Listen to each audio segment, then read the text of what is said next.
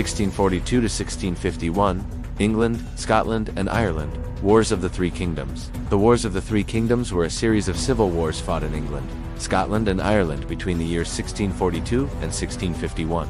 The wars were fought between the Royalists, supporters of the monarchy, and the Parliamentarians, supporters of Parliament.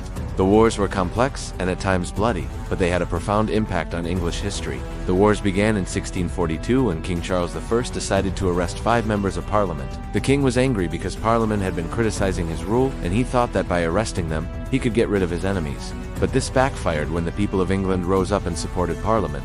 The king was forced to escape to Normandy, and the first phase of the war began. The first phase of the war was dominated by battles in England. The Royalists were led by the Earl of Northumberland and the Marquis of Montrose, while the Parliamentarians were led by Sir Thomas Fairfax and Oliver Cromwell. The Royalists were defeated in several key battles, including the Battle of Edge Hill in 1644, the Battle of Naseby in 1645, and the Battle of Preston in 1648. By the end of 1648, most of England was under the control of the Parliamentarians, but the war was far from over. In Ireland, the Royalists had taken control of most of the country with the help of the Irish Confederates, a group of Catholic rebels who were fighting for Irish independence. The Scottish coronation then took a decisive turn when the Scottish coronation came to power in 1649. They were led by 2 powerful generals, General Monk and General Lambert. Under their leadership, the Scots began to win victories against both the Irish and the English Royalists. In 1649, they captured the city of Dublin, and by 1650, they had taken control of all of Ireland. The final phase of the war was dominated by battles between the Scots and the English Royalists. The Royalists were led by King Charles II, who had escaped to Normandy in 1649.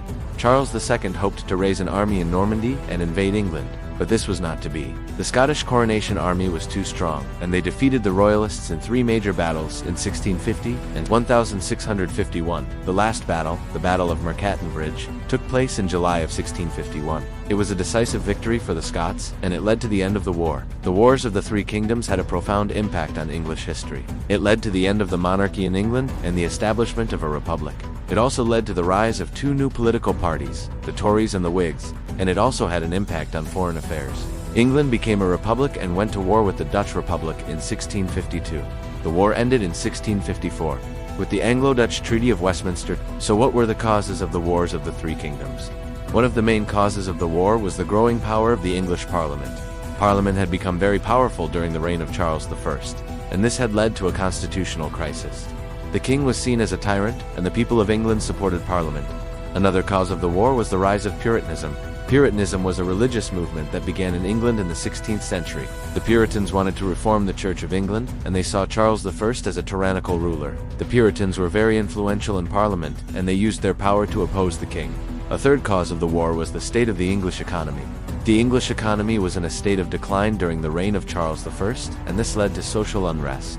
The poor and the middle class were very unhappy with the king's policies, and they supported Parliament. Finally, the war was also caused by the influence of the Scottish coronation.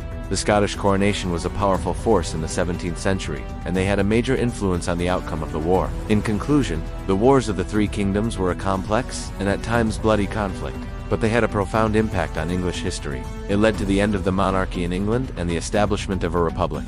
It also led to the rise of 2 new political parties, the Tories and the Whigs, and it also had an impact on foreign affairs. England became a republic and went to war with the Dutch Republic in 1652. The war ended in 1654 with the Anglo-Dutch Treaty of Westminster. Thank you for watching.